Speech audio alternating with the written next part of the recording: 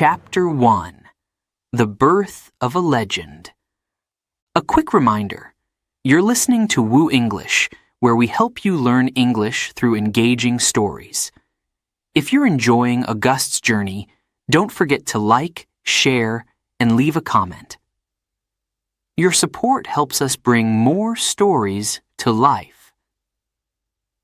Now, let's continue with the next chapter. In a small town called Velitrae, on a warm and peaceful day in September 63rd BC, something extraordinary happened. A baby was born. But this was not just any baby. This was a baby who would one day change the course of history. His name was Gaius Octavius, but the world would come to know him by a different name, Augustus. Velitrae was a quiet town, not far from the great city of Rome. The people there were simple, hard-working, and lived their lives without much excitement. But on this day, when Gaius Octavius was born, there was a sense of something special in the air. The sun shone brightly, and the birds sang more sweetly. It was as if the world itself knew that something important had just begun.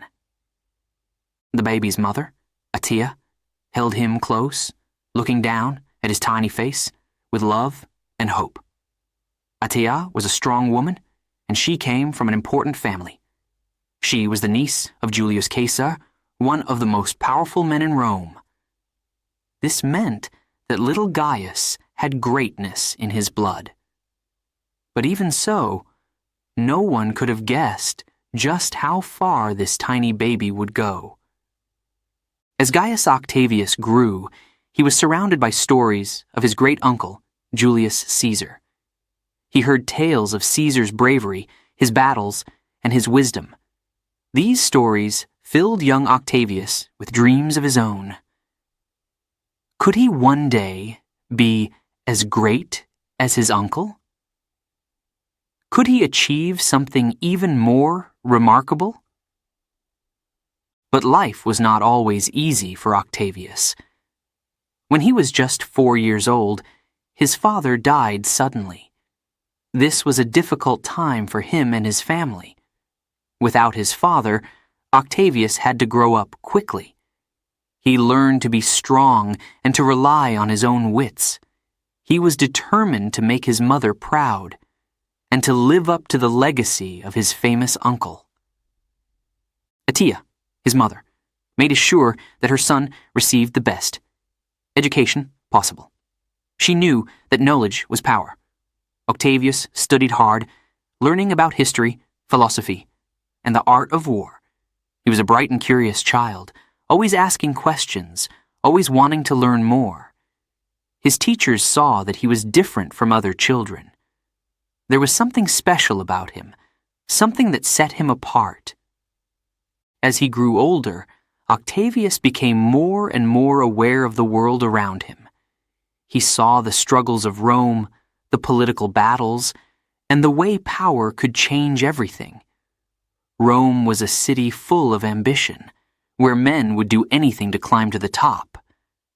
Octavius watched and learned, understanding that one day he too would have to navigate this dangerous world. But for now, he was still just a boy, dreaming of what the future might hold. One day, when Octavius was about 12 years old, he received a visit that would change his life forever. Julius Caesar, the great leader of Rome, came to see him.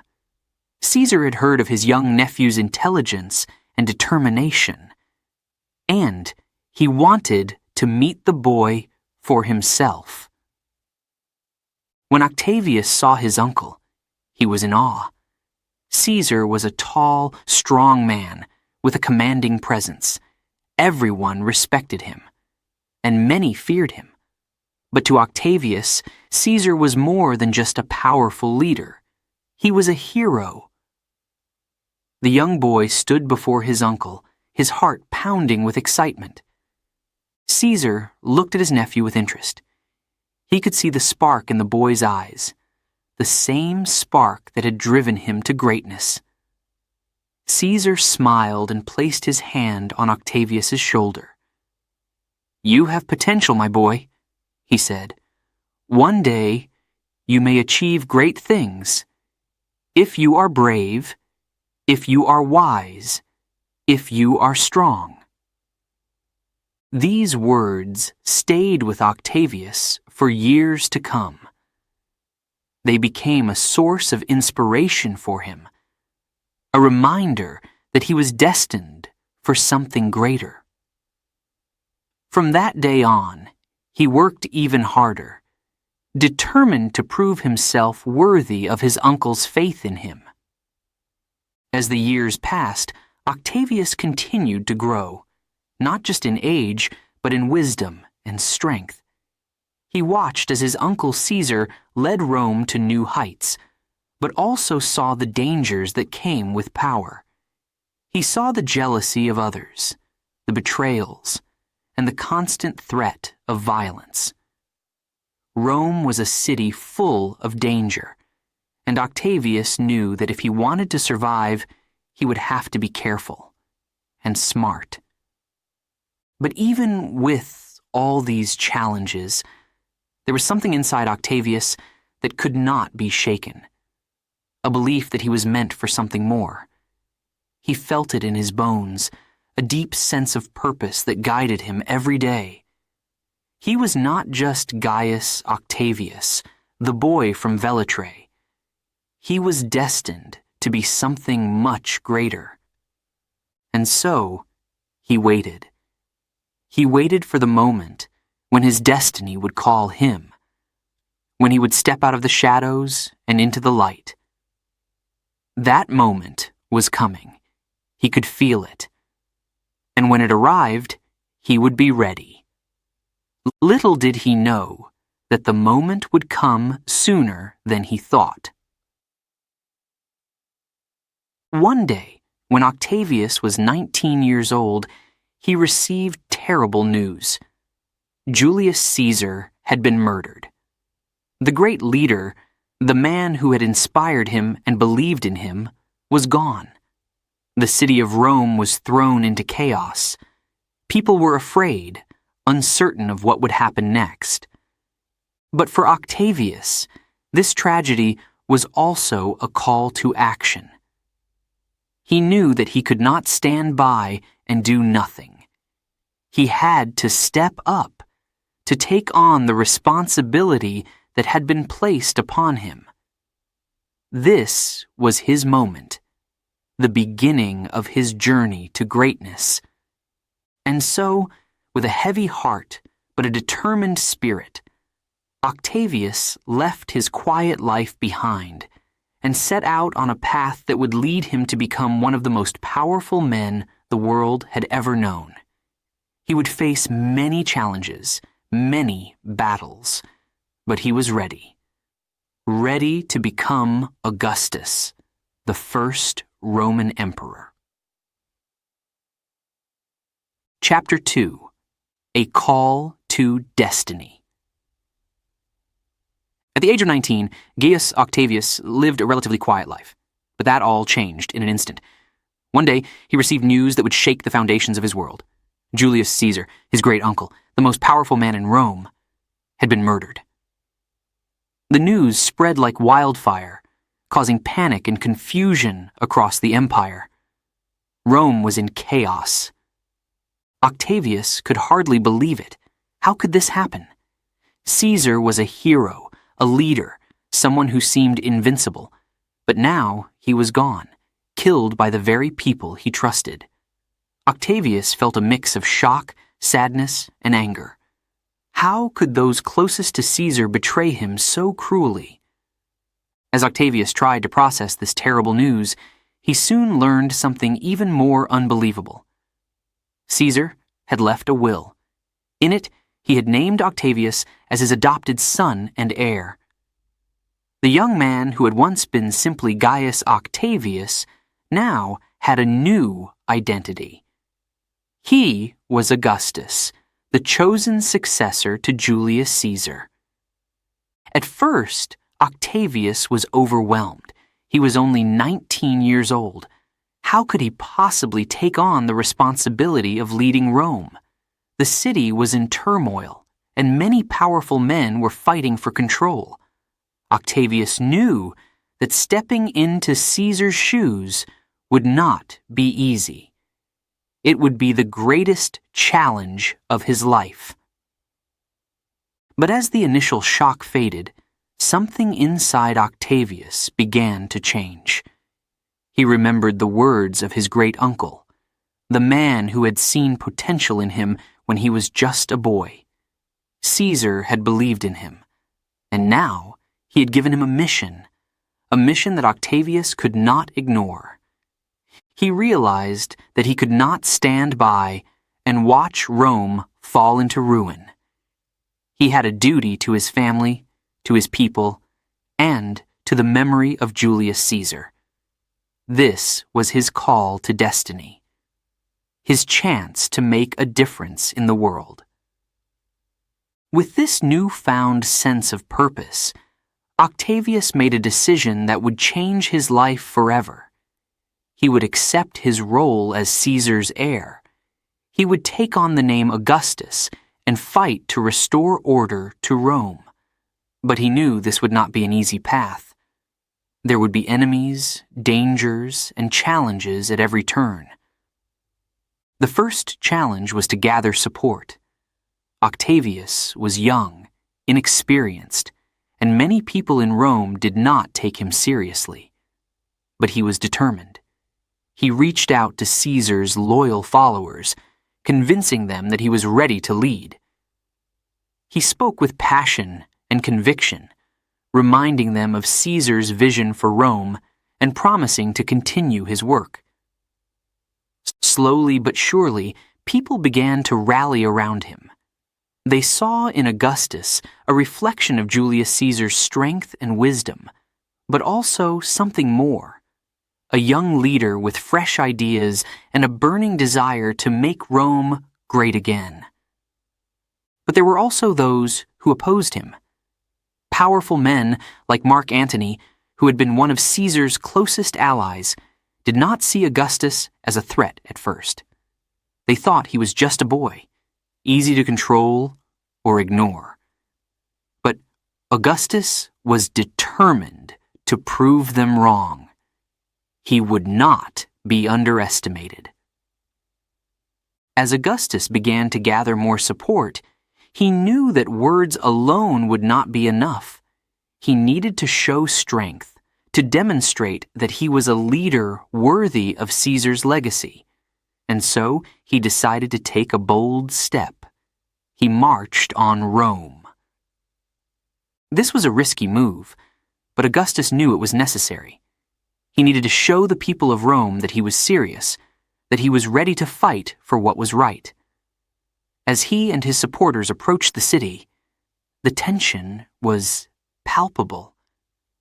Would the people welcome him? Or would they see him as just another ambitious young man trying to seize power? But when Augustus entered Rome, something incredible happened. The people welcomed him with open arms. They saw in him the hope of a brighter future, a leader who could bring stability to their troubled city. Augustus was humbled by their support, but he also knew that this was just the beginning. The real battle was still to come. As Augustus settled into his new role, he began to make plans. He knew that in order to restore order to Rome, he would need to take on those who had betrayed Caesar. These men were powerful, and they had many followers. But Augustus was not afraid. He was driven by a deep sense of justice, and by a desire to avenge his great uncle's death. One of the first steps Augustus took was to form an alliance with two of Rome's most powerful figures, Mark Antony and Marcus Lepidus. Together, they created the Second Triumvirate, a three-man team that would rule Rome and hunt down Caesar's assassins. This was a strategic move, as Augustus knew that he could not defeat his enemies alone. But even as he worked with Antony and Lepidus, Augustus kept his eyes on the bigger picture. He knew that alliances in Rome were fragile, and that trust was hard to come by. He was careful, always thinking ahead, always planning his next move. He understood that in order to survive and succeed, he would need to be both clever and strong. As time went on, the second triumvirate began to achieve its goals. They defeated the armies of Brutus and Cassius, the leaders of the conspiracy against Caesar at the Battle of Philippi. This was a major victory for Augustus, and it brought him one step closer to avenging his great-uncle's death. But even as he celebrated this victory, Augustus knew that the road ahead was still long and filled with challenges. Rome was a city full of ambition, where loyalties could change in an instant. He needed to stay vigilant, to be ready for whatever came next. In the months and years that followed, Augustus continued to grow in power and influence. He won the loyalty of the Roman people, who began to see him not just as Caesar's heir, but as a leader in his own right. He worked tirelessly to bring stability to Rome, to rebuild the city, and to create a government that would serve the people. But even as he achieved great things, Augustus never forgot the mission that had set him on this path. The mission to avenge Caesar, to restore order, and to secure a future for Rome. This mission drove him every day, guiding his decisions and shaping his actions. And so, the young man who had once been Gaius Octavius, who had once been unsure of his place in the world, had now become Augustus, a leader destined to change the course of history. His journey was just beginning, and the challenges ahead would test him in ways he could not yet imagine. But one thing was certain: Augustus was ready to fulfill his destiny, ready to lead, and ready to leave a legacy that would be remembered for centuries to come. Chapter 3: The Young Leader. Augustus was young, just a few years past his teenage years, but he was not afraid. In fact, he felt a fire inside him, a determination to fulfill the mission that had been placed on his shoulders. He knew that if he wanted to succeed, he needed to act quickly and decisively. And so, he gathered an army. At first, it seemed impossible. Who would follow a young man with so little experience? But Augustus was not just any young man. He was the heir of Julius Caesar, the great leader who had captured the hearts and minds of the Roman people. Augustus used this to his advantage, speaking to soldiers, citizens, and anyone who would listen. He reminded them of Caesar's vision for Rome, of the peace and prosperity that his great-uncle had promised. And slowly, one by one, they began to follow him. With his growing army, Augustus marched to Rome. The city was in chaos, torn apart by rival factions, each one vying for power. The Senate was divided, and the people were confused and frightened. Who would lead them? Who could they trust? As Augustus approached the city, he knew that this was his moment to prove himself. He had to show Rome that he was a leader, that he could bring order to the chaos. When Augustus entered Rome, he was met with a mixture of fear and hope. Some people saw him as just another ambitious young man, while others saw him as a beacon of hope in a dark time. Augustus knew that he had to speak to the people, to convince them that he was the leader they needed. And so, he stood before the crowds, his voice steady and full of confidence. "Romans," he began, his voice echoing through the city streets, "I come not as a conqueror, but as a protector. As the heir of Julius Caesar, I have a duty to this city, to all of you. I will restore order, I will bring peace, and together we will make Rome strong again." The people listened, their eyes fixed on the young man before them. There was something about him, his calm demeanor, his clear vision, that made them believe in him. They could see the strength in his eyes, the wisdom beyond his years. And slowly, the mood in the city began to change.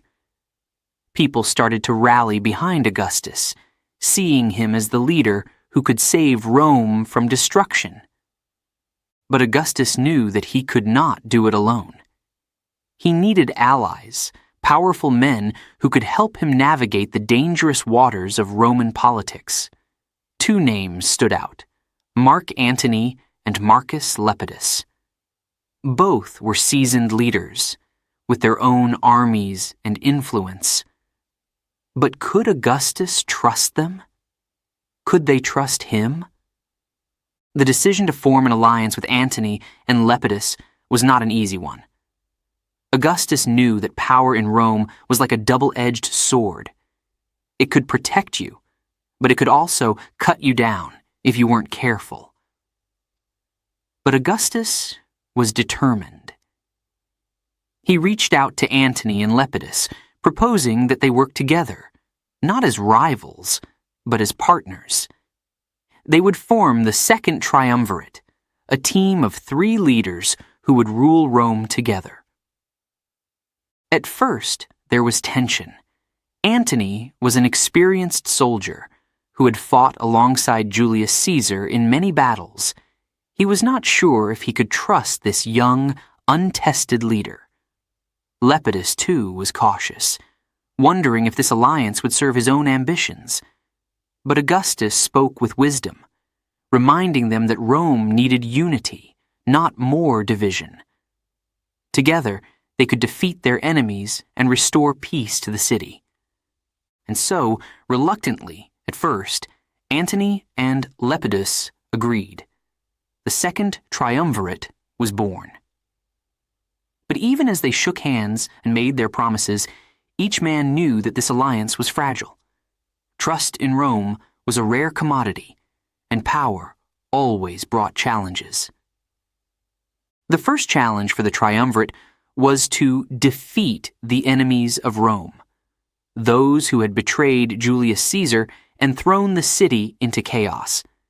This meant going to war against Brutus and Cassius, the leaders of the conspiracy that had ended Caesar's life.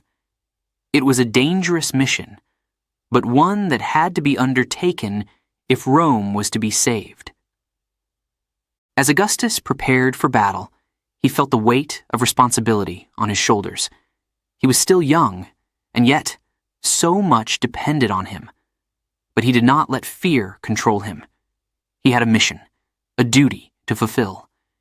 He had to honor the memory of Caesar, and he had to prove to Rome and to himself that he was the leader they needed. The battle was fierce, with bloodshed on both sides. Augustus fought bravely, alongside Antony and Lepidus, leading their armies with determination. The clash of swords, the shouts of soldiers, the roar of the battlefield. It was a scene of chaos and destruction. But amidst the chaos, Augustus remained focused. He knew that victory was the only option. And victory they achieved. The forces of Brutus and Cassius were defeated, their armies crushed. Augustus stood on the battlefield, surrounded by the bodies of the fallen, and felt a mixture of relief and sorrow. He had won, but at what cost? War always brought pain and loss, even when it was necessary. With their enemies defeated, the triumvirate returned to Rome. The city was relieved, but also wary. Power had shifted once again, and the people knew that the peace might not last. But Augustus was determined to keep his promises. He worked tirelessly to restore order, to rebuild what had been destroyed, and to show the people that they had made the right choice in following him. However, the alliance between Augustus, Antony, and Lepidus was not as strong as it seemed. Beneath the surface, tensions were simmering. Each man had his own ambitions, his own vision for Rome. And as time went on, those differences began to grow. Antony, in particular, became a concern for Augustus. Antony had always been close to Caesar, and he was a powerful figure in Rome. But his relationship with Cleopatra, the Queen of Egypt, began to raise suspicions. Was Antony more loyal to Rome or to Cleopatra? Was he planning something that could threaten the triumvirate? Augustus watched Antony carefully, aware that the alliance might not last forever. He knew that power in Rome was a dangerous game, one that required constant vigilance. He had won battles, he had gathered allies, but he also knew that the challenges were far from over. Rome was a city of ambition, and in such a city, no one could be trusted completely. As Augustus continued to navigate the treacherous waters of Roman politics, he remained focused on his mission. He had come so far, but the journey was not yet complete. There were still battles to fight, enemies to face, and decisions to make. But Augustus was ready. He had proven himself as a leader, and now he was determined to secure his place in history. Chapter 4: The Battle of Philippi. The time for talk was over. The streets of Rome were filled with tension, the air thick with the sense that something monumental was about to happen. Augustus, young but determined, knew that words could no longer solve the problems facing Rome. His enemies, Brutus and Cassius, had crossed a line that could not be ignored. They had killed Julius Caesar, his great-uncle, and plunged Rome into chaos. Now, it was time for action. Time for battle. Augustus and his allies, Mark Antony and Marcus Lepidus, had formed the second triumvirate to bring justice to Rome. Together, they had the power to change the course of history. But to do that, they had to face the armies of Brutus and Cassius. These men were not only powerful, but also dangerous. They had already shown their willingness to kill to achieve their goals. The stage was set for a confrontation that would decide the future of the Roman Republic.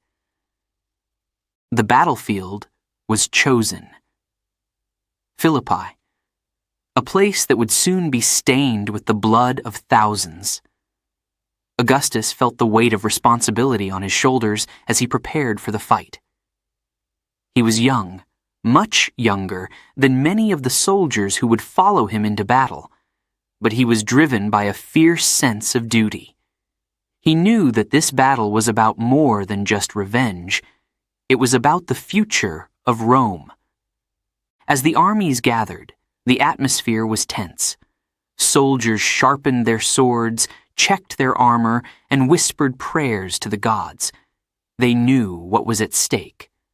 This was not just a fight between two armies. It was a battle for the soul of Rome.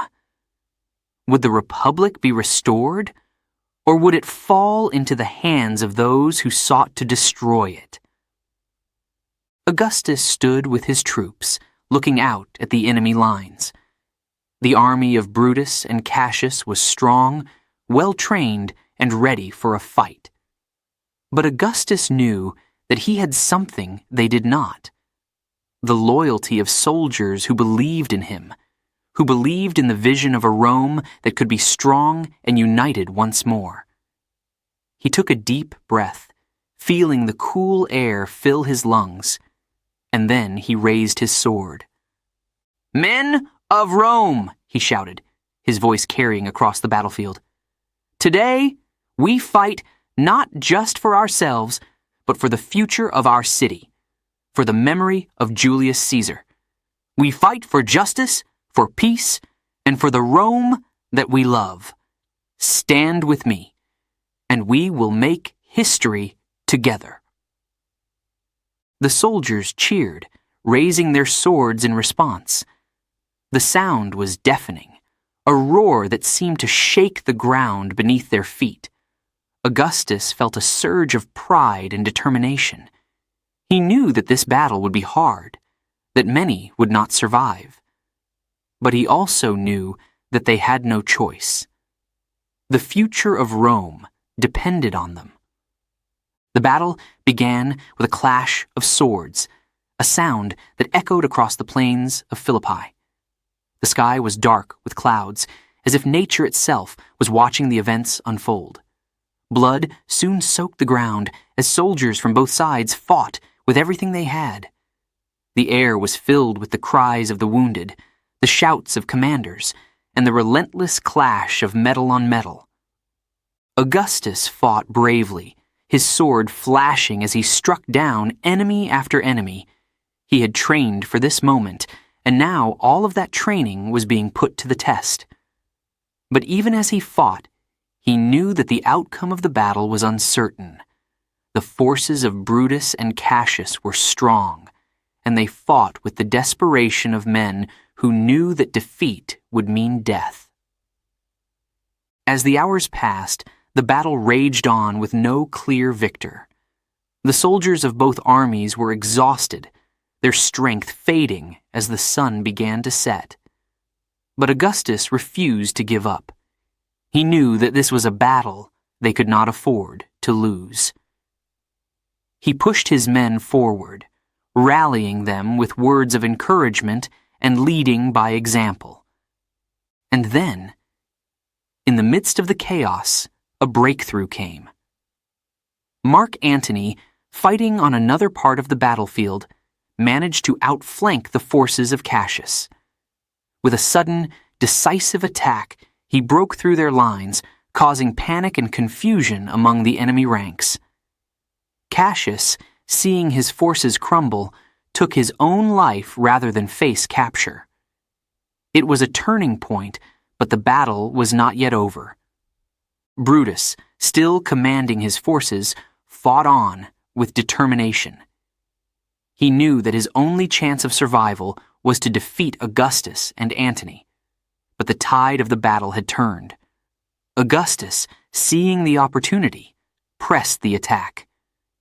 His soldiers, inspired by the sight of their young leader fighting with such courage, pushed forward with renewed energy. As night fell, the battle finally reached its bloody conclusion. Brutus, realizing that all was lost, retreated to a small hill with a handful of his remaining soldiers. There, he made the fateful decision to end his life, just as Cassius had done. The armies of Augustus and Antony had won. The battle was over, but the cost had been high. Augustus stood on the battlefield, surrounded by the bodies of the fallen.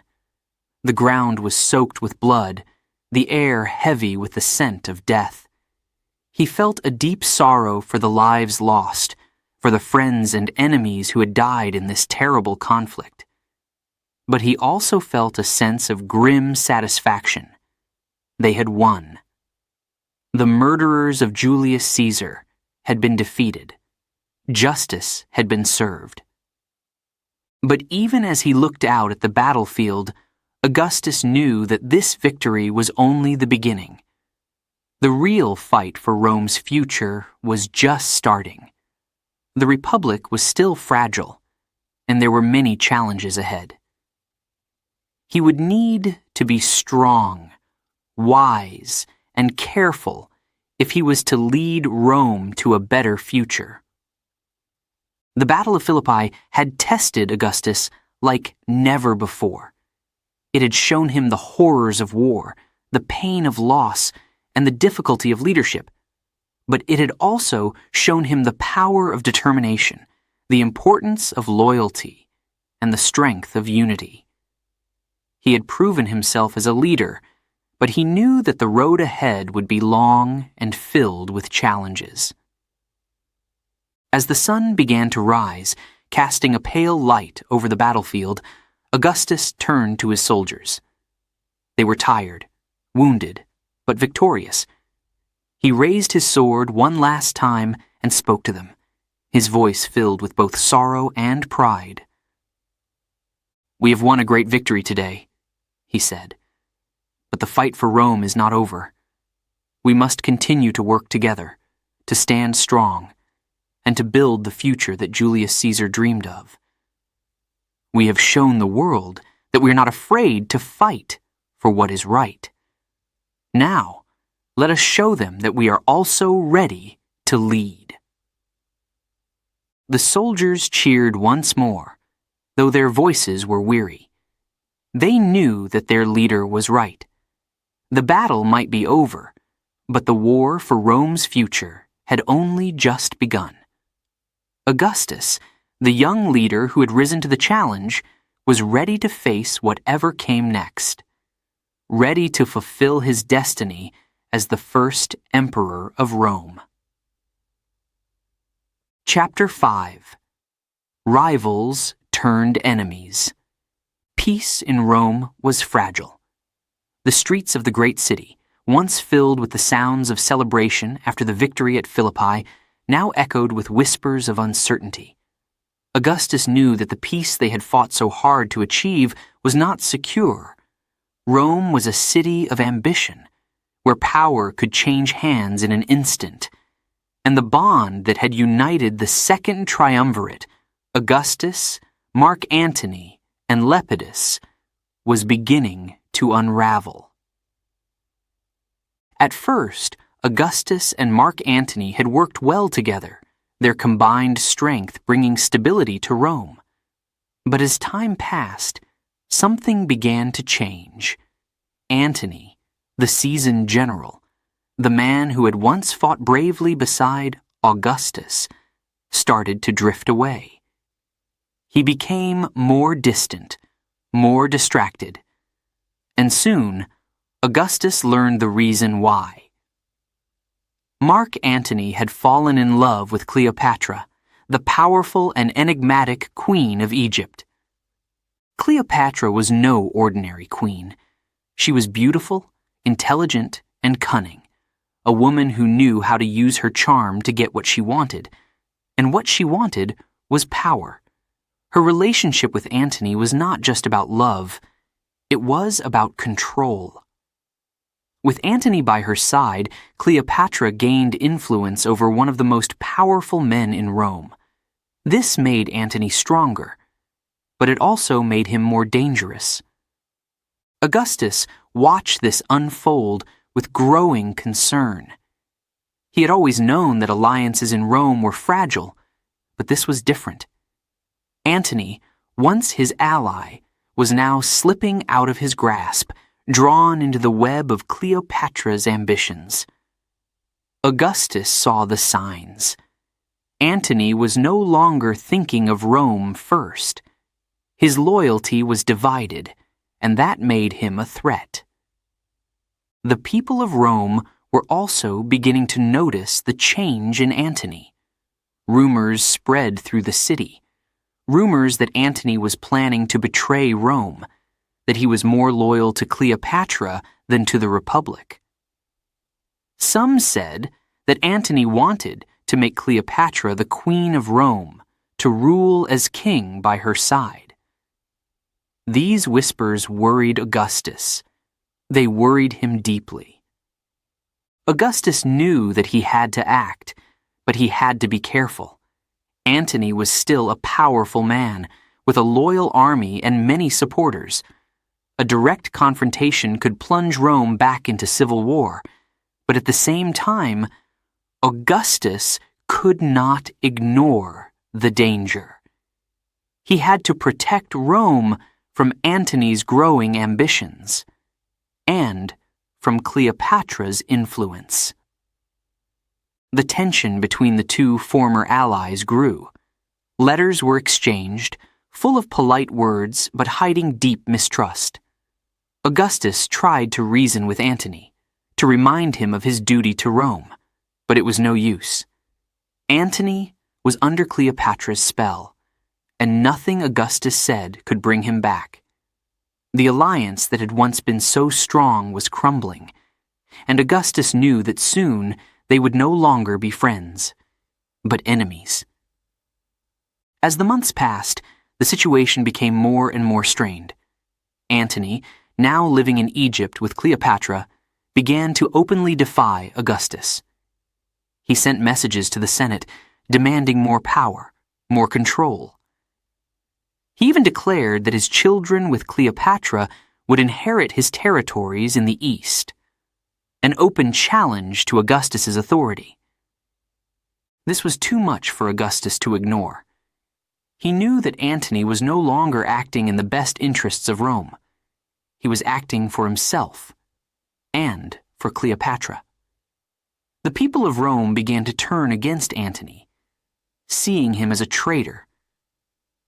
And Augustus, ever the shrewd politician, used this to his advantage. He began to speak out against Antony, carefully at first, but with growing boldness. He reminded the people of Rome that Antony had once been a great leader, but now he had abandoned them. He had chosen Cleopatra over his own country, over the city that had given him everything. Augustus painted Antony as a man who had lost his way, who had forgotten what it meant to be Roman. The Senate, too, began to shift its support. They saw in Augustus a leader who was committed to Rome, who was not swayed by foreign queens or personal desires. Slowly but surely, they began to back Augustus, giving him the authority he needed to confront Antony directly. And so, the stage was set for another great conflict. Augustus knew that there was no turning back now. He had to prepare for war. A war not just for control of Rome, but for its very soul. It was a war between two visions of the future. Augustus, who wanted to preserve the Republic and keep Rome strong, and Antony, who was willing to sacrifice everything for his love for Cleopatra. As the armies gathered, the tension in Rome was palpable. People whispered in the streets, wondering what would happen next. Would Augustus emerge victorious, or would Antony and Cleopatra seize control of the empire? The stakes had never been higher. Augustus, always the strategist, began to plan his campaign with meticulous care. He knew that Antony's strength lay in his experience as a general, but Augustus had something more powerful: the support of Rome. The people believed in him, trusted him to protect their city from the influence of a foreign queen. But Augustus also knew that Antony was not to be underestimated. He was a skilled warrior, and Cleopatra's wealth and resources made him even more formidable. The battle ahead would be fierce, and many lives would be lost. But Augustus was ready. He had faced great challenges before, and he had emerged stronger each time. He would do so again, for the sake of Rome. As the final preparations for war were made, Augustus reflected on how far he had come. He had once been a young, uncertain leader, thrust into a world of power and danger. But now he was Augustus, confident, determined, and ready to face whatever challenges lay ahead. He knew that this battle would define the future of Rome, and he was prepared to do whatever it took to protect the city he loved. The armies of Augustus and Antony met the plains of Actium, a place that would soon be etched into the history of Rome. The battle was fierce, with both sides fighting with everything they had. But in the end, Augustus's careful planning and the loyalty of his soldiers proved too much for Antony and Cleopatra. As the dust settled, Augustus stood victorious. Antony and Cleopatra, realizing that their cause was lost, fled back to Egypt, where they would meet their tragic end. Augustus had won the battle, but more importantly, he had won the war for Rome's future. The defeat of Antony and Cleopatra marked the end of a long and difficult chapter in Augustus's life. But it also marked the beginning of a new era, an era where Augustus would no longer be just a leader among many, but the sole ruler of Rome. He had faced his rivals, he had confronted the dangers, and he had emerged victorious. Chapter 6. The Showdown at Actium. The seas roared with fury as the day of destiny arrived. The Battle of Actium was about to begin. The waters of the Ionian Sea churned beneath the hulls of mighty ships, each one filled with soldiers ready to fight for their lives. On one side was Augustus, the young leader who had risen from uncertain beginnings to become the hope of Rome. On the other, Mark Antony and Cleopatra, whose love had drawn them into a desperate struggle for power. This battle would decide the future of the Roman world, and there could be only one victor. The tension was palpable as Augustus's fleet approached the enemy. The ships of Antony and Cleopatra were massive, towering over the waves like giants. But Augustus was not intimidated. He had carefully planned his strategy, knowing that the outcome of this battle would shape the fate of Rome for generations to come. As the ships drew closer, the sea seemed to hold its breath. The sound of waves crashing against wood echoed across the water, mingling with the cries of seagulls circling overhead.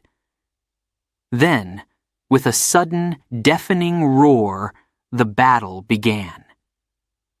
Augustus's fleet surged forward, the oars of his ships slicing through the water with deadly precision. His ships were smaller, faster, and more maneuverable than those of Antony and Cleopatra. This was part of Augustus's plan, to use speed and strategy to outwit his opponents. The clash of metal on metal filled the air as the ships collided, and the battle was on. The sea turned red as soldiers fought fiercely on the decks of the ships. Swords clashed, arrows flew, and the shouts of men echoed across the battlefield. The smell of smoke and salt water filled the air as fires broke out on several ships. Flames licked the sides of the wooden vessels, casting an eerie glow over the chaotic scene. Augustus stood at the helm of his flagship, his eyes fixed on the battle before him. He knew that victory would not come easily. Antony was a seasoned general, and Cleopatra's ships were formidable. But Augustus was determined. He had spent months preparing for this moment, studying every detail of the battlefield, every strength and weakness of his enemy. He knew that the key to victory lay not just in strength, but in strategy. As the battle raged on, Augustus's ships began to encircle Antony's fleet. His plan was working. The larger, slower ships of Antony and Cleopatra were struggling to keep up with the fast, agile movements of Augustus's fleet.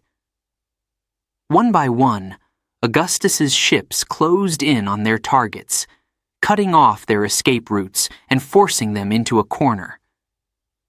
Antony, realizing the danger, tried to rally his forces. He shouted orders to his men, urging them to fight harder, to break through the lines. But it was no use. Augustus's strategy was too strong. The ships of Antony's fleet were surrounded, trapped between the sea and the deadly blades of Augustus's soldiers. Cleopatra, watching the battle from her own ship, felt a growing sense of dread. She had not expected this. She had thought that Antony's experience and her wealth would be enough to secure their victory. But now, as she saw her ships burning and her soldiers falling, she knew that they were losing. Desperation set in. Cleopatra, fearing for her life and the lives of her children, made a fateful decision. She ordered her ship to retreat, to flee the battlefield and escape back to Egypt. Antony, seeing Cleopatra's ship turning away, was torn. Should he stay and fight, or should he follow the woman he loved? In the end, love won out. Antony turned his ship to follow Cleopatra, abandoning his fleet in the heat of battle. Augustus saw this and knew that victory was within his grasp. With Antony and Cleopatra retreating, their fleet was left leaderless, disorganized, and vulnerable. Augustus ordered his ships to press the attack, to finish what they had started. The remaining ships of Antony's fleet were quickly overwhelmed, their soldiers surrendering or being cut down as they tried to flee. The battle was over. Augustus had won. As the smoke cleared and the fires died down, Augustus looked out over the battlefield. The sea was littered with the wreckage of ships, the bodies of the fallen floating in the water. It was a sight of both triumph and tragedy. Augustus had achieved his goal. He had defeated Antony and Cleopatra, and with their defeat, he had secured his position as the unchallenged ruler of Rome. But even in victory, Augustus knew that the fight was not yet over. Antony and Cleopatra had escaped, and as long as they lived, they could still be a threat. Augustus wasted no time. He ordered his forces to pursue them, to ensure that they could not regroup and launch another attack. Antony and Cleopatra fled back to Egypt, hoping to find safety in the walls of Alexandria. But there was no escape. Augustus's forces followed them, determined to bring an end to the conflict once and for all. Surrounded and outnumbered, Antony and Cleopatra knew that their time was running out. In their final moments, Antony and Cleopatra chose death over capture. Antony, believing Cleopatra to be dead, fell on his sword. Cleopatra, when she learned of Antony's fate, took her own life, reportedly by the bite of a venomous snake. With their deaths, the last of Augustus's rivals were gone. The news of Antony and Cleopatra's deaths spread quickly. The people of Rome, who had once feared a return to civil war, now breathed a sigh of relief. Augustus had done what no one else could. He had brought an end to years of conflict and uncertainty. He had emerged as the sole ruler of Rome, a leader who had proven himself through courage, strategy, and determination. Augustus returned to Rome not as a general, but as an emperor in all but name. The Senate, recognizing his power and the peace he had brought, bestowed upon him the title of Augustus, meaning the revered one. It was a title that marked the beginning of a new era for Rome, the era of the Roman Empire. The Battle of Actium was more than just a military victory. It was the turning point that transformed Augustus from a young leader into the first emperor of Rome. His victory ensured that Rome would remain strong, united, and powerful for generations to come. The age of the Republic was over, and in its place, Augustus would build an empire that would stand the test of time. Chapter 7. The Rise of Augustus. The wars were over. Rome was no longer a place of constant battles and shifting alliances. The streets that once echoed with the sounds of marching soldiers and clashing swords were now quiet. The Republic, which had ruled for centuries, was gone, replaced by something new. And at the center of it all stood Augustus, the man who had turned the tide of history and emerged as the sole ruler of Rome. But Augustus, despite his power, did not call himself a king. He knew that the people of Rome, with their deep love for the Republic, would never accept a king. Instead, Augustus chose a different title, princeps, meaning the first citizen. It was a humble title for a man with so much power, but Augustus was wise. He wanted the people to see him not as a ruler who had seized control by force, but as a leader who cared for their well-being as one of them. With the wars behind him, Augustus set his sights on rebuilding Rome. The city had been battered by years of conflict, its buildings damaged, its people weary. Augustus knew that if Rome was to thrive, it needed to be restored, renewed. And so, he began the work of reconstruction. Augustus was not just a soldier, he was a visionary. He saw Rome not only as it was, but as it could be, a city of greatness, of beauty, of peace. He wanted to make Rome the most magnificent city in the world, a symbol of the power and glory of the Roman Empire. And so, brick by brick, stone by stone, he began to build. One of Augustus's first projects was to improve the city's infrastructure. He repaired the old roads and built new ones, connecting Rome to the farthest corners of the empire. These roads were like the veins of the empire, carrying goods, people, and ideas from one place to another. They made trade easier, travel faster, and brought the empire closer together. The saying went that all roads lead to Rome, and under Augustus, this was truer than ever. But Augustus didn't stop there. He wanted Rome to be beautiful as well as functional. He commissioned the construction of grand buildings, temples, and public spaces.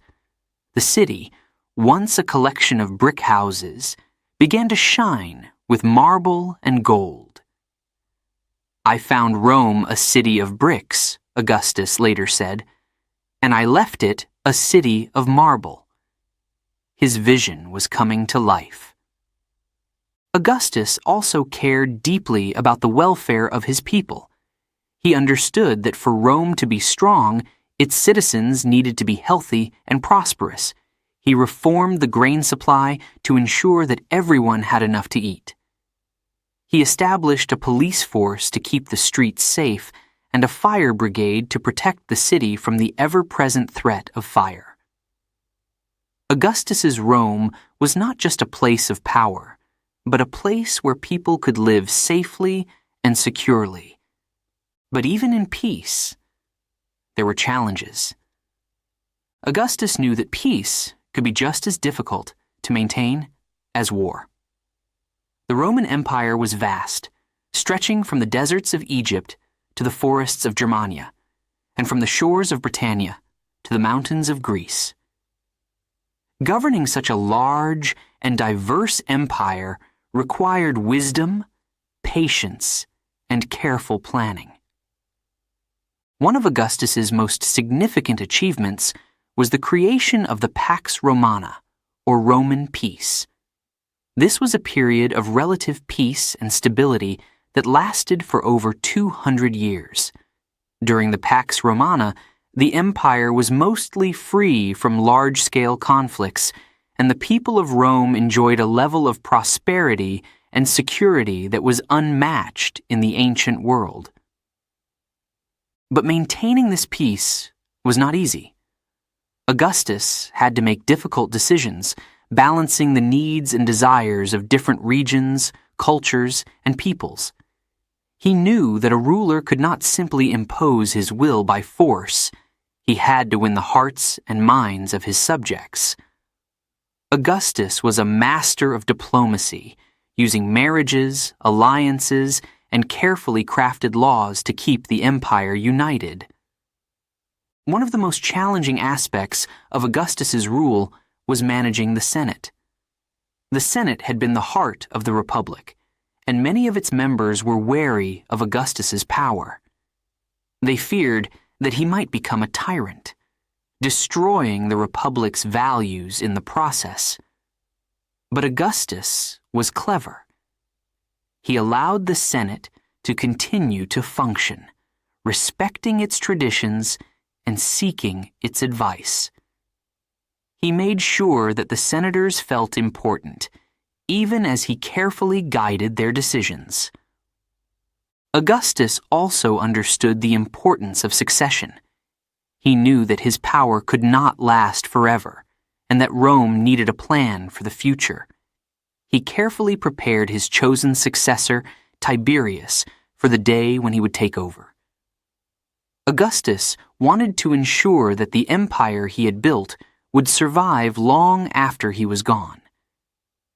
But even as he worked to secure Rome's future, Augustus faced personal challenges. He was a man of great power, but also of deep emotions. He suffered losses, friends, family members, and allies who had been with him from the beginning. These losses weighed heavily on him, reminding him that even the most powerful man in the world was still human. Despite these challenges, Augustus never wavered in his commitment to Rome. He worked tirelessly, often putting the needs of the empire above his own. He knew that the peace and prosperity of Rome depended on his leadership, and he was determined to fulfill his duty. As the years passed, Augustus became more than just a leader. He became a symbol of Rome itself. The people looked to him not just as their ruler, but as the embodiment of their city's greatness. Statues of Augustus were erected throughout the empire, and his image was stamped on coins. He was not just the first citizen of Rome. He was the father of the Roman Empire. Under Augustus's rule, Rome flourished. The city grew in size and splendor, its influence spreading across the world. The Roman legions, once used for conquest, now protected the empire's borders, ensuring that the peace Augustus had created would endure. Trade flourished, arts and culture blossomed, and the people of Rome enjoyed a standard of living that was the envy of the ancient world. But Augustus never forgot the lessons he had learned in his youth, the importance of humility, of service, and of the people. He ruled with a steady hand, never allowing his power to corrupt him. He knew that the true strength of Rome lay not in its armies or its wealth, but in its people, in their loyalty, their courage, and their love for their city. As Augustus looked out over the city he had rebuilt, he knew that his work was not yet finished. There were still challenges ahead, still problems to solve. But he also knew that he had laid the foundation for something lasting, something great. The wars were over, the Republic was gone, but in its place, Augustus had built an empire that would stand the test of time. Chapter 8. Building a New Rome. Augustus was not just a warrior, he was a builder. After the battles were won and the wars ended, Augustus turned his focus to something even greater, the transformation of Rome itself. The city that had once been the center of a vast republic was now the heart of an empire. But Augustus had a vision for Rome, a vision of a city that would be the most magnificent in the world. When Augustus first came to power, Rome was a city of bricks. The buildings were simple, functional, and often in disrepair after years of conflict. The streets were crowded and chaotic, with little sense of order or beauty. But Augustus saw potential. He saw what Rome could be, and he was determined to make that vision a reality. The first step in Augustus's grand plan was to rebuild the city's infrastructure. He understood that a great city needed strong foundations, roads, bridges, aqueducts, and public buildings that would serve the people and showcase the power of Rome. He began by repairing and expanding the city's roads. These roads were the lifelines of the empire, connecting Rome to its distant provinces. With new roads, trade flourished, and people could travel more easily, bringing the empire closer together. But Augustus didn't stop there. He wanted to make Rome not just functional, but beautiful. He commissioned the construction of grand buildings that would inspire awe and admiration. Temples dedicated to the gods, majestic public squares, and grand theaters began to rise across the city. These structures were not just places for worship or entertainment. They were symbols of the empire's strength and glory. One of Augustus's most famous projects was the construction of the Forum of Augustus. This was no ordinary forum. It was a place of splendor, filled with statues of Rome's greatest leaders and decorated with magnificent works of art. At the center stood a temple dedicated to Mars, the god of war. The message was clear. Rome was a city of power, a city that honored its past while looking toward the future. Augustus also understood the importance of water in a growing city. He ordered the construction of new aqueducts to bring fresh water into Rome. These aqueducts were engineering marvels, carrying water over long distances to supply the city's fountains, baths, and households. With clean water readily available, the health and hygiene of the people improved, and the city became a more pleasant place to live. As the city grew, Augustus turned his attention to another crucial aspect of urban life: housing. Rome was a city of many people, and as it expanded, the need for housing became more urgent. Augustus initiated projects to build new homes, especially for the poor. He wanted all Romans, regardless of their wealth, to have a place to live in dignity. He believed that a strong empire was built on the well-being of its people. Augustus's commitment to building didn't end with the physical structures of the city. He also focused on creating a strong and fair system of governance. He introduced new laws and reforms that brought stability and order to Rome. He reorganized the government, creating a more efficient administration that could manage the growing empire. Augustus knew that a well-governed city was just as important as one built of marble. Under Augustus's rule, Rome flourished. The city became a center of culture, art, and learning. Poets, artists, and scholars were drawn to Rome, inspired by the beauty and prosperity that Augustus had created. The Pax Romana, the Roman peace, allowed creativity to thrive, and Rome became a beacon of civilization in the ancient world. But every stone laid, every building constructed, was also a reminder of the power and responsibility that Augustus held. He knew that his decisions would shape the future of Rome for generations to come. He took this responsibility seriously, always thinking of the legacy he would leave behind. Augustus often reflected on the weight of his position. He had transformed Rome from a city of bricks into a city of marble, but he knew that true greatness was not just about buildings. It was about the values that those buildings represented. Augustus wanted Rome to be a city of justice, peace, and prosperity, a city that would endure long after he was gone. Despite the grandeur of his projects, Augustus remained humble in his approach. He never lost sight of the fact that he was, at heart, a servant of the people. He worked tirelessly to ensure that Rome was a city where everyone, from the richest to the poorest, could thrive. He listened to the concerns of his citizens, making sure that their voices were heard in the halls of power. One of the most significant aspects of Augustus's building projects was his focus on public spaces. He understood that a city was more than just a collection of buildings. It was a community.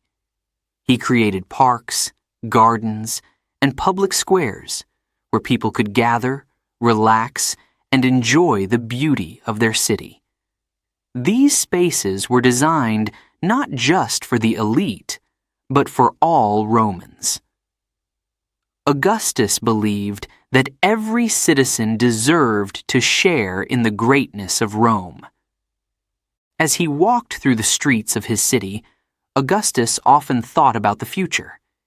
He knew that the work he was doing would not only benefit his generation, but those to come. He wanted to leave behind a Rome that would stand the test of time. A city that would be remembered as the greatest in history. But Augustus also knew that Rome's greatness was not just about its buildings or its wealth. It was about the spirit of its people. He worked to instill in them a sense of pride, of responsibility, and of duty to their city. He encouraged them to be active citizens, to participate in the life of their community, and to contribute to the continued success of Rome. As the years passed, Augustus's vision became a reality. Rome was no longer a city of bricks. It was a city of marble, a city of dreams. The people of Rome lived in a city that was the envy of the world, a city that was the heart of an empire stretching across 3 continents. And at the center of it all was Augustus, the first citizen, the man who had made it all possible. But Augustus knew that his work was never truly done. There were always new challenges to face, new projects to undertake. He continued to build, to plan, and to govern with the same passion and dedication that had guided him from the beginning. He knew that Rome's future depended on his leadership, and he was determined to do everything in his power to secure that future. As Augustus looked out over the city he had transformed, he felt a deep sense of satisfaction. He had taken a city of bricks and turned it into a city of marble, a city of greatness. But more than that, he had created a legacy that would endure. The buildings, the roads, the temples, they were all symbols of the empire's strength, but they were also symbols of the responsibility that came with that strength. In the end, Augustus's greatest achievement was not just the city he built, but the empire he left behind. A Rome that was stronger, more beautiful, and more united than ever before. It was a legacy that would be remembered for centuries, a testament to the power of vision, determination, and the desire to create something lasting, something truly great. Chapter 9. Challenges within the family. Even the mightiest emperor has struggles at home. Augustus, the great leader who had transformed Rome and brought peace to the empire, was no exception.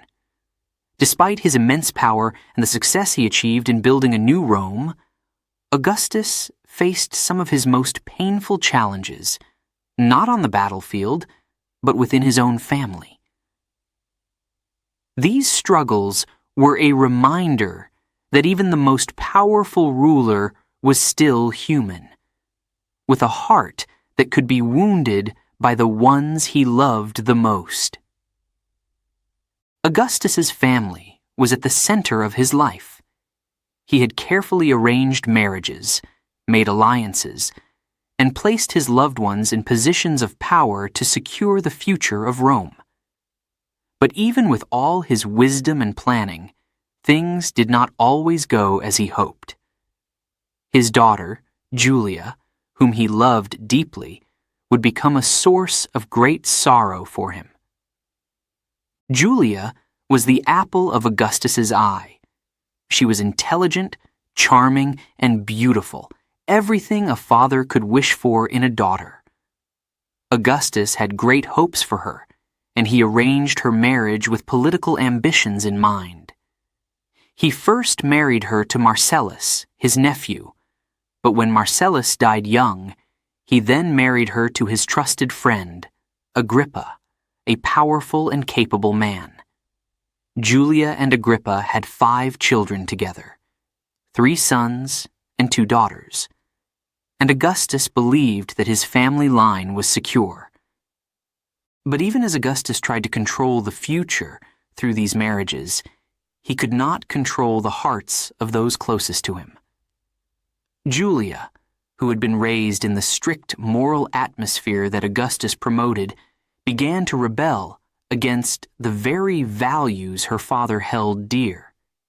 She sought excitement and pleasure, turning away from the responsibilities that came with her position. Despite her father's hopes for her to be a model of virtue and Roman dignity, Julia's actions began to scandalize Rome. The rumors started slowly, whispers in the streets, quiet conversations behind closed doors. But soon they grew louder. Julia was leading a life of excess, indulging in parties and affairs that shocked the Roman people. Augustus, who had worked so hard to promote family values and moral conduct in Rome, was devastated by the behavior of his own daughter.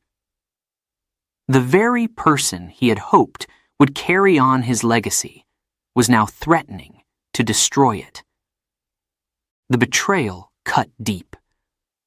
Augustus had always prided himself on his ability to lead by example, to show the people of Rome what it meant to live a virtuous life. And now his own daughter was undermining everything he'd worked for. But Augustus was not just a ruler. He was also a father. He loved Julia deeply, and the thought of punishing her was almost unbearable. Yet Augustus knew that he had to act. Rome was watching, and he could not show weakness, not even for his own daughter. The values of the empire, the very foundations of the society he had built, were at stake. Augustus made the painful decision to exile Julia. It was a decision that broke his heart, but he believed it was necessary to protect Rome. Julia was sent away, far from the city she had once called home. She lived the rest of her life in isolation, away from the public eye. For Augustus, it was a loss that he carried with him for the rest of his life.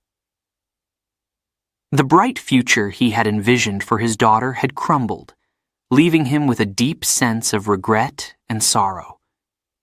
Even in his moments of greatest triumph, the memory of Julia's exile weighed heavily on him. But the challenges within Augustus's family did not end with Julia. His grandsons, Gaius and Lucius, whom he had hoped would carry on his legacy, also brought him both joy and pain. Augustus had high hopes for them, grooming them to one day take his place as leaders of Rome. He loved them dearly and saw in them the future of the empire. However, fate had other plans. Gaius and Lucius, both strong and promising young men, died tragically young. Their deaths were a crushing blow to Augustus, who had poured so much of his hopes and dreams into them. The loss of his grandsons left Augustus feeling vulnerable and alone, as if the future of Rome that he had worked so hard to secure was slipping through his fingers. With the deaths of Gaius and Lucius, Augustus had to rethink his plans for succession.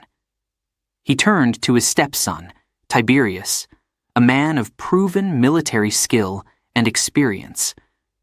But the relationship between Augustus and Tiberius was complicated. Tiberius was not Augustus's first choice, and the two men had a difficult relationship marked by tension and misunderstandings. Yet Augustus knew that he had to ensure a stable future for Rome.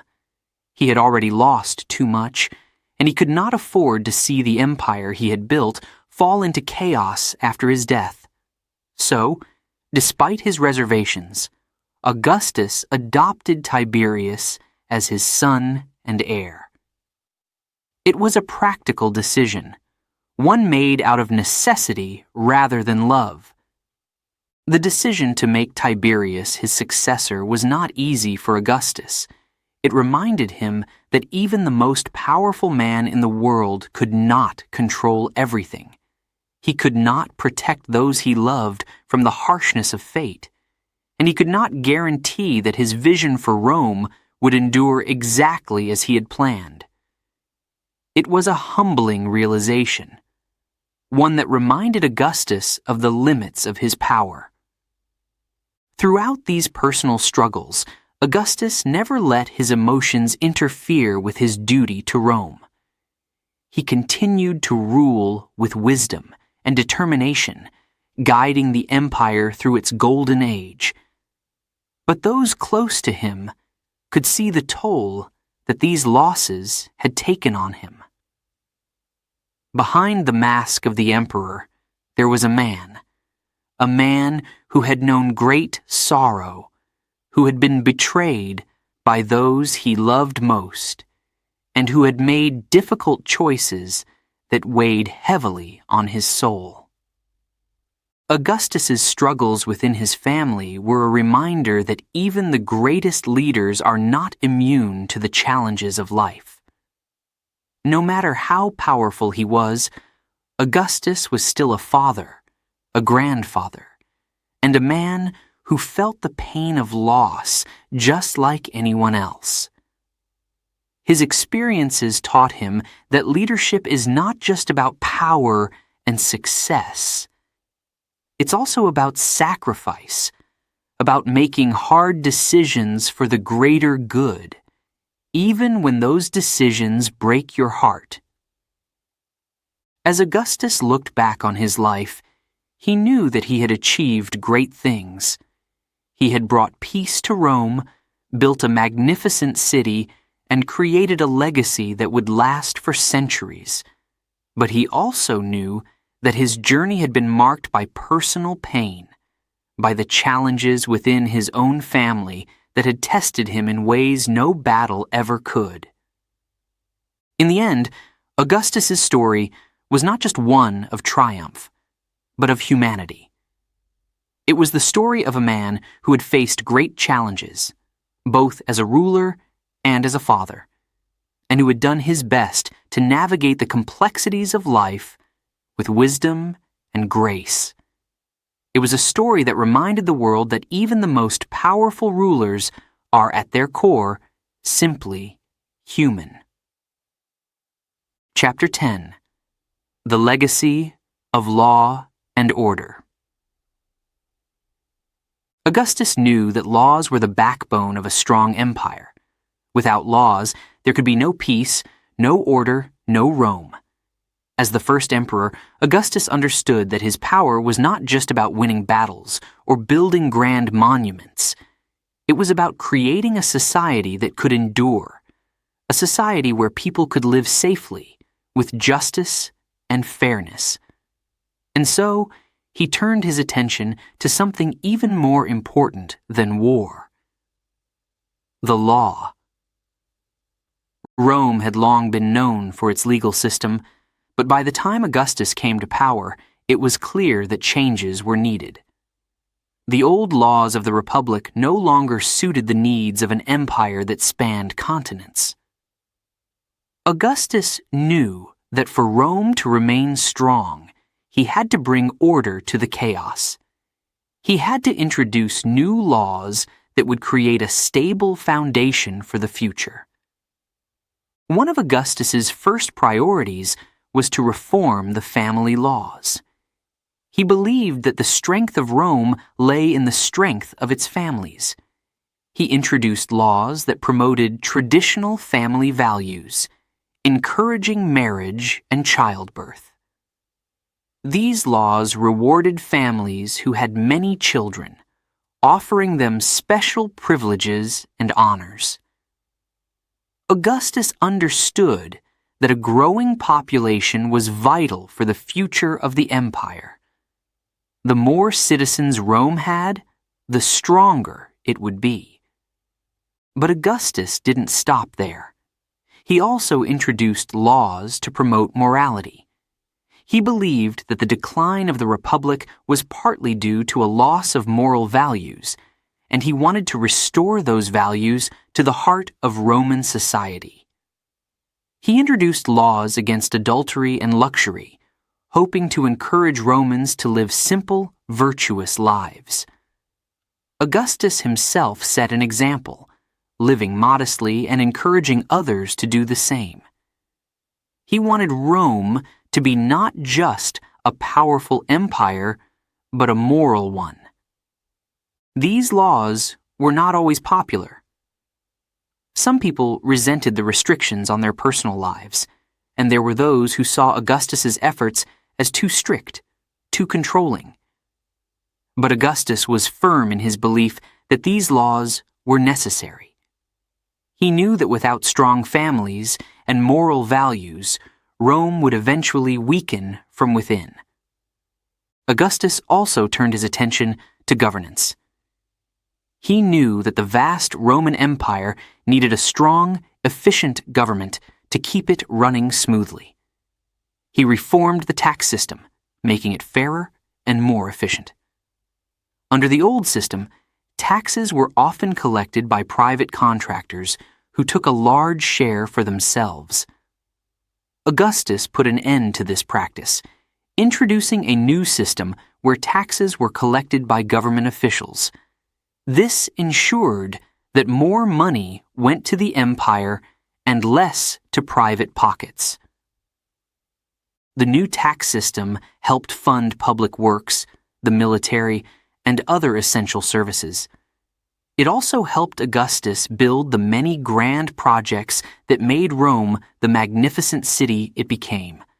The people could see where their taxes were going, to roads, temples, aqueducts, and other improvements that made their lives better.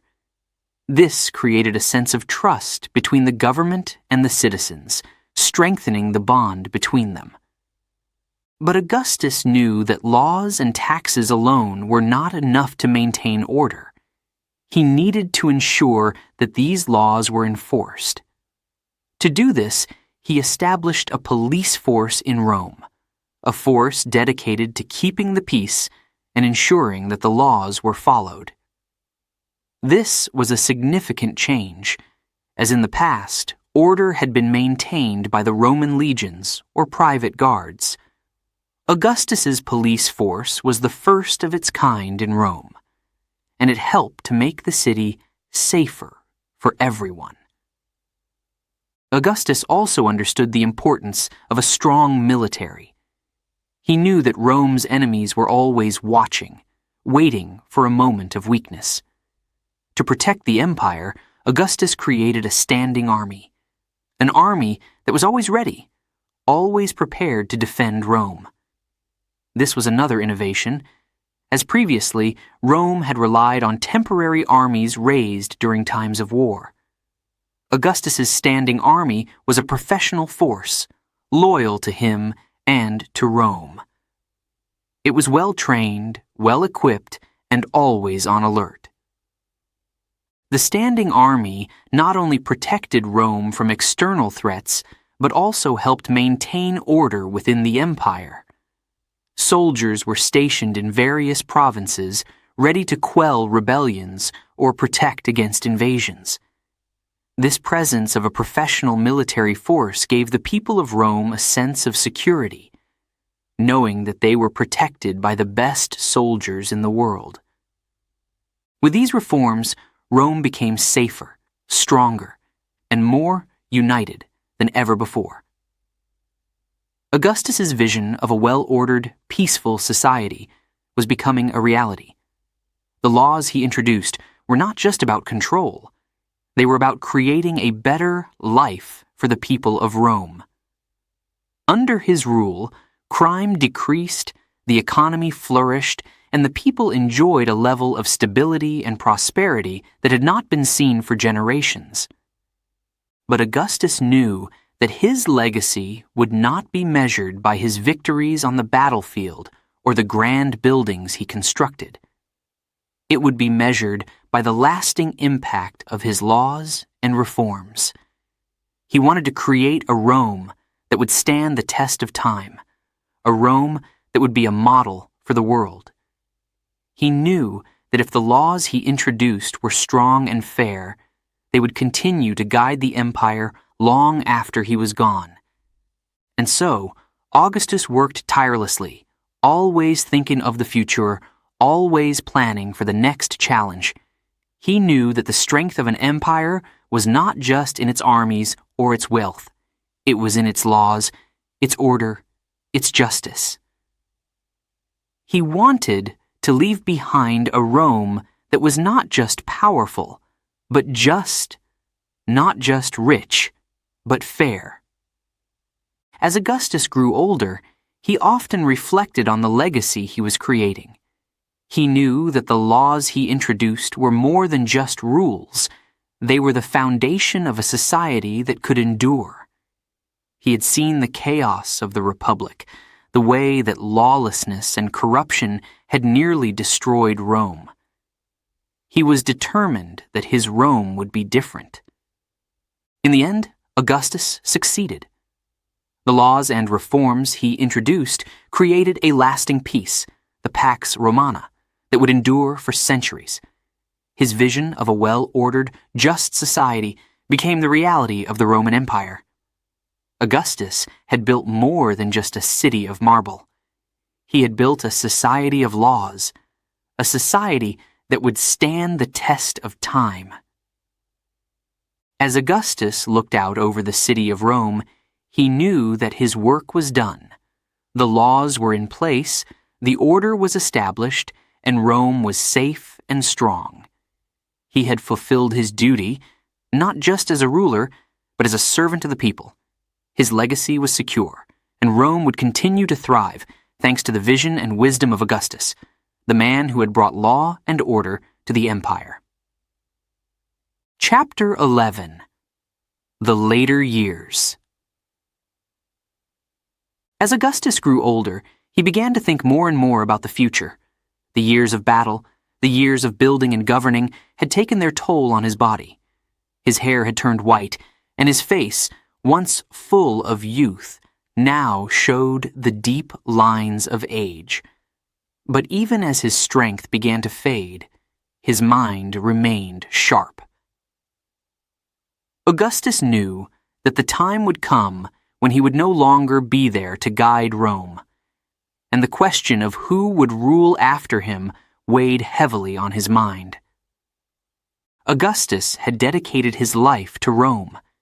He had brought peace, built a city of marble, and established laws that would stand the test of time. But all of this would mean nothing if the empire fell into chaos after his death. Augustus had seen what happened when power was left unchecked. He had lived through the fall of the Republic, through civil wars and bloodshed. He could not let that happen to Rome again. The question of succession was not a simple one. Augustus had no biological sons to inherit his position, and the early deaths of his grandsons Gaius and Lucius had left a void in his plans. But there was one man who could take up the mantle: Tiberius, his stepson. Tiberius was a capable military leader with years of experience on the battlefield. He was strong, disciplined, and had proven his loyalty to Augustus time and time again. But Tiberius was also a man of few words, known for his seriousness and sometimes cold demeanor. Augustus knew that Tiberius was not beloved by the people in the same way he was. They respected him, yes, but they did not love him. And Augustus knew that for Rome to remain strong, it needed a ruler who could command both respect and loyalty. Despite his reservations, Augustus made his decision. Tiberius would be his successor. He adopted Tiberius as his son, giving him the official status he needed to take control of the empire after Augustus was gone. But Augustus did not simply hand over power and step aside. He was determined to ensure that the transition would be smooth, that Rome would remain stable even after his death. Augustus began to involve Tiberius more and more in the affairs of the state. He gave him important tasks, allowed him to lead in his name, and slowly the people began to see Tiberius as the future of Rome. Augustus knew that this process was necessary. Rome could not afford another power struggle, another civil war. The people needed to know who their next leader would be, and they needed to accept him. But even as Augustus prepared for the end, he remained active. He continued to govern, to make decisions that would shape the future of Rome.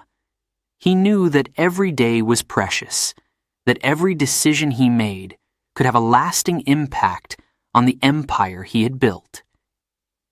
He worked tirelessly to strengthen the foundations he had laid, ensuring that Rome would remain strong even after he was gone. The people of Rome loved Augustus. They saw him as the father of the nation, the man who had brought them peace and prosperity. They looked to him for guidance, for wisdom, for strength. But as Augustus grew older, a sense of fear began to spread among the people.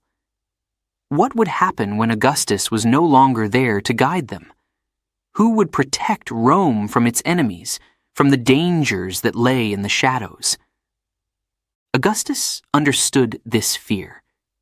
He knew that the people's love for him was not just about who he was, but about what he represented: a stable, peaceful Rome.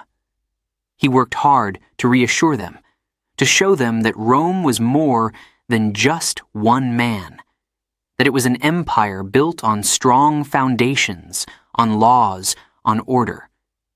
He wanted them to trust that Rome would endure, even without him. But Augustus was also realistic. He knew that the transition would not be easy. He knew that Tiberius would face challenges, that there would be those who would question his right to rule, who would try to take advantage of the change in leadership. But Augustus believed that he had prepared Tiberius well, that he had given him the tools he needed to succeed. As Augustus's health began to decline, he spent more and more time reflecting on his life. He thought about the journey he had taken, from a young, uncertain leader, thrust into a world of power and danger, to the ruler of the greatest empire the world had ever known. He thought about the battles he had fought, the decisions he had made, the people he had lost. He thought about Rome, the city he had transformed, the empire he had built. And he thought about the future. He knew that his time was running out, that soon he would have to leave Rome in the hands of others. But he was at peace with his decision. He believed that he had done everything he could to ensure Rome's future, that he had left the empire in the best possible hands. In his final days, Augustus called Tiberius to his side. He spoke to him not as a ruler, but as a father, passing on his wisdom, his hopes, and his dreams for Rome. He reminded Tiberius of the importance of justice, of fairness, of the responsibility that came with power. He told him that being a ruler was not just about commanding armies or building monuments.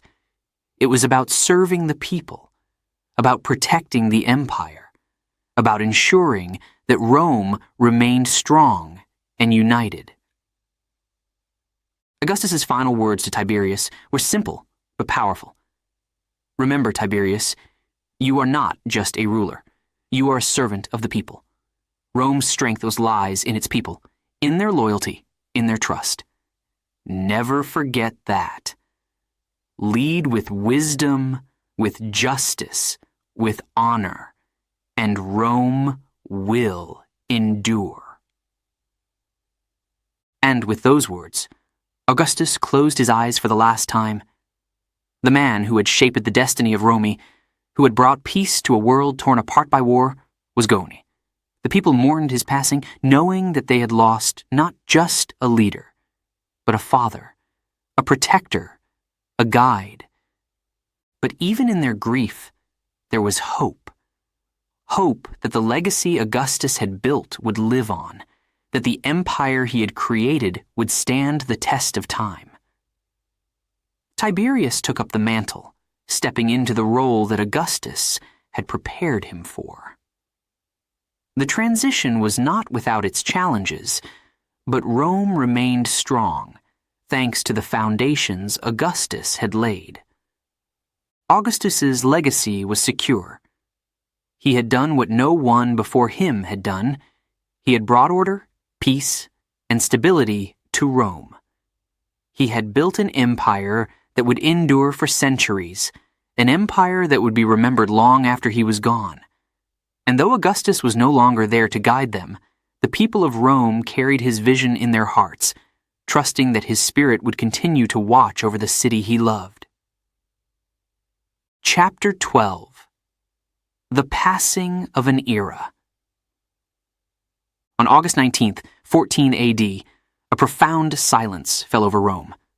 Augustus, the man who had turned Rome from a struggling republic into a mighty empire, took his last breath. The city that had once echoed with the sounds of his grand building projects, his speeches, and his victories was now quiet. The man who had led Rome for more than 40 years was gone. And with his passing, an era came to an end. Augustus had been more than just a ruler. He was the symbol of Rome's greatness, the embodiment of its power and stability. Under his leadership, Rome had flourished. The city had grown into a center of culture, art, and politics, the heart of an empire that stretched across vast lands. But now, the people of Rome faced a new reality, one without Augustus, and they were filled with a deep sense of loss. The news of Augustus's death spread quickly throughout the empire. From the crowded streets of Rome to the distant provinces, people mourned. They knew that they had lost a leader unlike any other, a man who had brought them peace, prosperity, and a sense of pride in being Roman. The empire was united in its grief, and the impact of Augustus's passing was felt far and wide. In Rome, the streets were lined with people, their faces solemn as they gathered to pay their respects. The Senate, the soldiers, The citizens, everyone felt the weight of the moment. Augustus's body was placed in a grand procession, carried through the city he had built. The people watched in silence, tears in their eyes, as they said their final goodbyes to the man who had been their leader, their protector, their princeps. As the procession made its way to the mausoleum of Augustus, the enormous tomb he had constructed for himself and his family, the reality of his passing began to sink in. This was the end of an era of peace, of order, of the Pax Romana. Augustus had been the architect of that peace, the one who had brought stability to a world that had known only chaos and conflict. Now the people wondered what the future would hold without him. But even in their sorrow, there was hope. Augustus had prepared Rome for this moment. He had spent years laying the foundations for the future, ensuring that the empire would remain strong after his death. He had chosen Tiberius as his successor, carefully guiding him, teaching him the ways of leadership. Augustus knew that the true test of a leader was not just in their lifetime, but in the legacy they left behind. And he had worked tirelessly to ensure that his legacy would endure. The empire Augustus had built was more than just a collection of territories. It was a unified, stable, and prosperous society, held together by laws, culture, and a shared sense of identity. Augustus had given Rome a new sense of purpose, a new direction, and that vision would continue to guide the empire long after he was gone. As the procession reached the mausoleum, Augustus's body was laid to rest. The people of Rome, from the highest-ranking officials to the humblest citizens, gathered around. They whispered prayers, made offerings, and reflected on the life of the man who had changed their world. Augustus had been their leader, their father, their guardian. And now, he was gone. But his spirit, his influence, would live on. In the days that followed, the empire began to adjust to life without Augustus. Tiberius, now the new emperor, took up the mantle of leadership. He faced the immense challenge of filling the shoes of a man who had been almost like a god to the people of Rome. But thanks to Augustus's careful planning, the transition was smooth. The laws, the structures, the institutions Augustus had put in place continued to function, ensuring that the empire remained strong. But the impact of Augustus's life was not limited to his own time. His achievements would shape the world for centuries to come. The Pax Romana, the Roman peace he had established, would continue for over 200 years, allowing the empire to thrive. The roads he built, the cities he founded, the laws he enacted, they would all stand as testaments to his vision and leadership. Augustus's influence extended beyond the borders of Rome. His legacy was felt across the entire Mediterranean world and beyond. The Roman Empire became a model of governance, law, and culture for many civilizations that followed. The idea of a unified empire, governed by a single set of laws and a shared identity, was a concept that would inspire leaders for generations. And even as the centuries passed, the memory of Augustus remained. Historians, poets, and scholars wrote about his life, his achievements, his impact on the world. His name became synonymous with greatness, with leadership, with the creation of an enduring legacy. The empire he had built became one of the most powerful and influential in history, and his story was told and retold, a source of inspiration for those who came after him. But beyond the history books, beyond the monuments and statues, there was something even more profound. The people of Rome and the people of the empire remembered Augustus not just as a ruler, but as a man who had cared for them, who had worked tirelessly to improve their lives. They remembered his wisdom, his fairness, his dedication to Rome. They remembered the peace and stability he had brought, the sense of pride he had instilled in them. As Augustus's legacy continued to shape the world, his story became a part of the very fabric of Rome itself. The city he had transformed, the empire he had built, all bore the mark of his vision. And as long as Rome stood, so too would the memory of Augustus, the first emperor, the man who had turned a republic into an empire, the man who had brought peace to a world in turmoil.